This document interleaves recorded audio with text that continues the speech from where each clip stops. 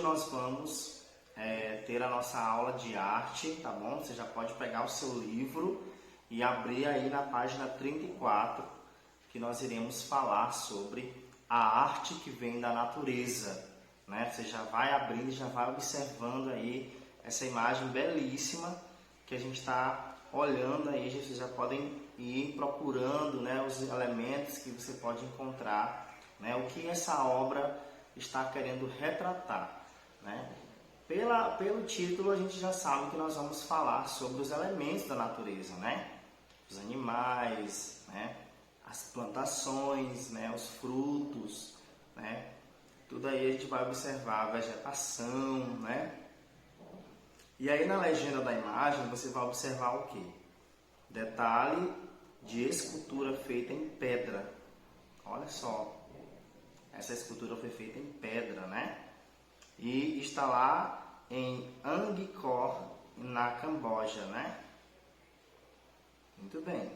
Então nós temos aí muitos animais retratados, elefantes, né? Temos aí elefantes de diversos tamanhos, filhotes de elefante, árvores, tá certo? Então nós vamos para a nossa página 36, onde começa o capítulo 1, onde nós vamos falar sobre a escultura, né? Muito diferente do que a gente já tratou a respeito de pintura, né? Onde vocês mesmos conseguem fazer a pintura de vocês em casa, né? A gente faz pinturas de diversas maneiras, pintura que não precisa retratar apenas pessoas, objetos, lugares, animais, mas a gente pode fazer pinturas, né, retratando formas geométricas, círculos, riscos, pinturas consideradas abstratas, né, é verdade? Pintura de frutos, que são as figurativas, né, de lugares, de pessoas, de embarcações, de objetos, né?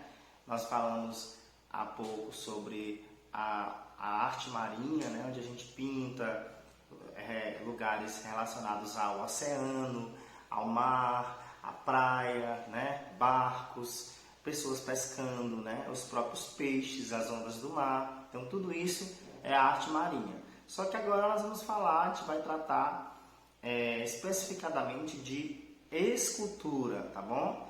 A escultura que vocês conhecem, né, aquela que é feita de vários materiais, não está apenas ali dependendo de uma superfície, né, de uma parede, por exemplo, né, não está ali fixa apenas em uma parede, mas ela pode ser feita, né, livremente com diversos materiais e ela pode ser colocada em qualquer lugar, né? A gente vê aí muitas praças públicas, né, ali com retratações esculturais, às vezes uma fachada de um prédio, né, com uma escultura. Às vezes a escultura ela está diretamente ligada a uma parede, né, de uma igreja, por exemplo, né?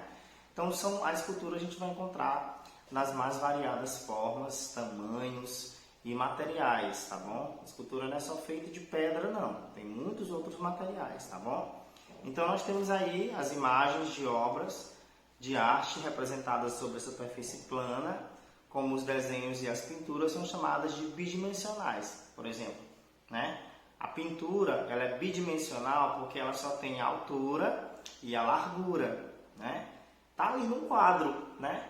Ou então ela é feita na parede.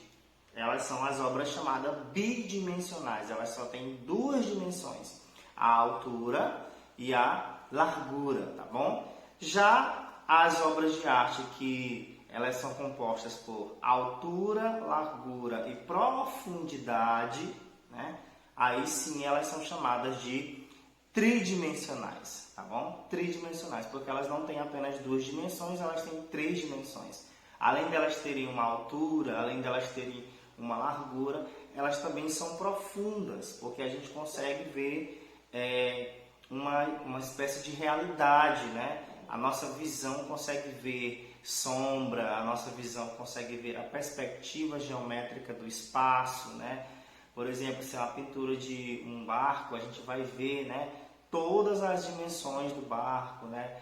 A frente do barco, a costa do barco, né? Então tudo isso significa profundidade, né? É uma terceira dimensão, tá bom? E aí na nossa página 36, nós temos aí representada uma escultura gigantesca, né?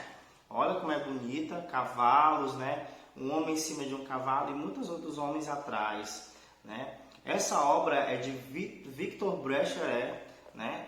Que é um monumento às bandeiras. As bandeiras eram uma atividade muito comum no Brasil colonial. Inclusive foram os bandeirantes, né, que partiram de São Paulo e, na verdade, que povoaram, né, que fizeram ali São Paulo, a capitania de São Vicente na época, né, São Paulo ser muito conhecida.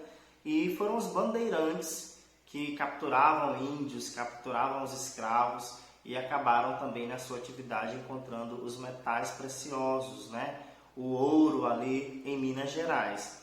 Então, foi uma homenagem à atividade de bandeirante, né, aos bandeirantes, né, que foi retratada e que está hoje aí no Parque Ibirapuera, em São Paulo. Olha só, né, uma obra de arte muito grande. Aí você vai observar que, apesar das pessoas, dos animais não terem sido retratados com muita realidade, com as mesmas curvas, com os mesmos traços, mas ela tem uma tridimensão, né? Dá pra gente olhar em torno dela, né, as pessoas que estão fazendo alguma coisa, né?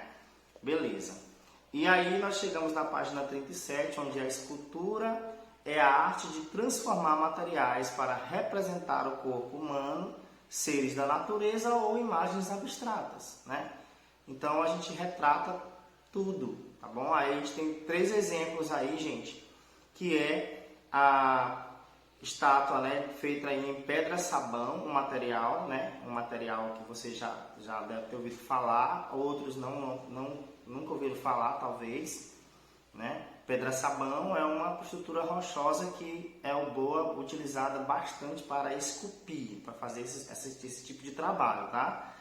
E aí feito por Aleijadinho, Antônio Francisco Lisboa. A outra estátua aí de bronze, olha só, um material mais, né? O bronze, um material bem resistente, representando aí Zumbi dos Palmares. Essa aí que está lá na Bahia, né? Eu tive a oportunidade de conhecer pessoalmente essa obra aí do Zumbi dos Palmares, né? Que era um grande representante aí dos negros fugidos e que moravam no Quilombo, né? Palmares, que foi o quilombo mais conhecido do Brasil. E nós temos aí também uma outra escultura, né? Estátua em plástico, olha só, uma estátua de plástico, já é um outro material, feita, né, da escultora francesa Nick de Saint, né, que está no Canadá. Então observe as esculturas, essa terceira escultura colorida, ela já não tem, ela parece uma pessoa, né, mas ela já está feita de uma maneira diferente, uma espécie de abstracionismo figurativo, né? Onde traz o ser humano, mas não está totalmente ali o ser humano, né? Está bem livre, bem diferente. Então, pelo que a gente observou aí nessas 3 imagens, a escultura ela pode ser feita de diversos materiais, né? Pedra-sabão, feita aí de bronze e de pedras, né, estruturas rochosas e de plástico, né, olha só. E em materiais duros como pedra e madeira, e os escultores entalham, né? Entalhar é aquele que pega lá o material e vai batendo, isso significa entalhar, né? E até que a pedra vai ficando no formato que o artista quer. Nos materiais maleáveis, como por exemplo a argila, né? O barro que a gente pode mexer nele, molhar, né? E fazer com que ele vai ficando no formato que a gente quer, aí ele vai moldando, né? Não é entalhando, agora é moldando. São várias formas de se fazer uma escultura, tá bom? Página 38, nós vamos ter aí os baixos relevos e os altos relevos, né? Às vezes a gente encontra uma parede, né, que a gente tem aí molduras diferentes, né, paredes com estruturas diferentes, né, com alto relevo ou com baixo relevo.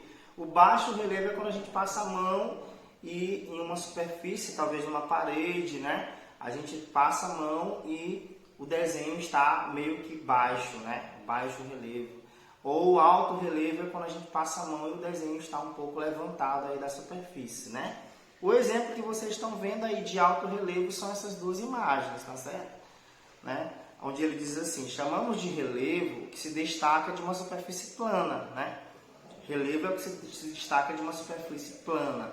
Então nós temos aí uma parede, né, com um desenho, às vezes os banheiros vêm com, as cerâmicas vêm com baixo relevo ou alto relevo, né? Quando a gente passa a mão, a gente sente os desenhos, né? Então é isso aí que se chama de relevo, tá bom? Na página 39, nós temos aí o escultor precisa planejar com atenção o que ele vai fazer. Às vezes ele desenha, né? Ele faz um desenho no papel para entender mais ou menos o que ele vai querer fazer, tá certo? Aí depois é que ele vai utilizar suporte, ele vai entalhar, né? E ele vai utilizar aí o material necessário para esculpir, né? Ou ele vai entalhar ou ele vai moldar, tá certo? Tá bom? Então temos aí os exemplos, né, ó, dele utilizando aí um material diferente. A gente está vendo ele utilizar o macete, o cinzel, tá bom? Muito bem.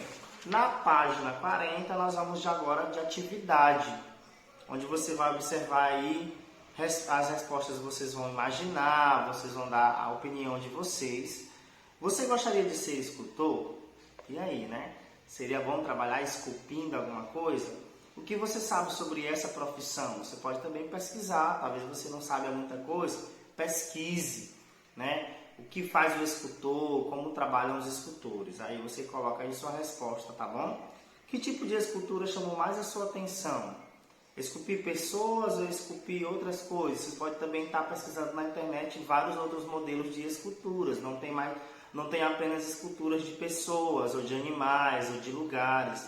Tem esculturas, né, de objetos geométricos, tem esculturas de abstratas, né, de quadrados, de círculos, símbolos que se tornam conhecidos, né, para representar um acontecimento, tá bom? E aí, na terceira questão, você vai desenhar nesse espaço que está aí grande, uma imagem que você gostaria de esculpir. Imagine algo muito legal para você, né? E aí você pode desenhar o que você iria esculpir, tá bom? Aí, gente, na página 41 nós temos um trabalho. Você vai ter a semana toda para fazer, não se preocupe em fazer logo. E aí você vai acabar entregando para mim na próxima semana, você manda para a gente ver, tá bom? Aí você vai fazer a sua escultura no sabão. Olha só, você vai pegar uma barra de sabão de coco, tá bom? E você vai fazer o desenho e você vai esculpir. Aí na página 41 você tem todos os exemplos direitinho explicando o modelo de como você vai fazer a sua escultura. A página 42 mostra como é que você vai finalizar, tá bom? E aí você vai fazer a sua obra de arte, a sua escultura no sabão, tá bom? Ficamos por aqui. Eu espero que vocês tenham entendido sobre a diversidade de se fazer uma escultura, a importância que a escultura tem para representar acontecimentos, para marcar uma data especial. Muitas pessoas colocam uma escultura de uma pessoa importante que ajudou, que contribuiu na sociedade, ou às vezes é apenas um monumento, né, escultural para marcar uma data importante e se coloca no meio de uma praça, numa cidade, né? Se torna pontos turísticos, vários lugares que tem escultura, as pessoas tiram foto. Então a escultura é uma arte representativa e muito importante para a história de um povo, tá bom?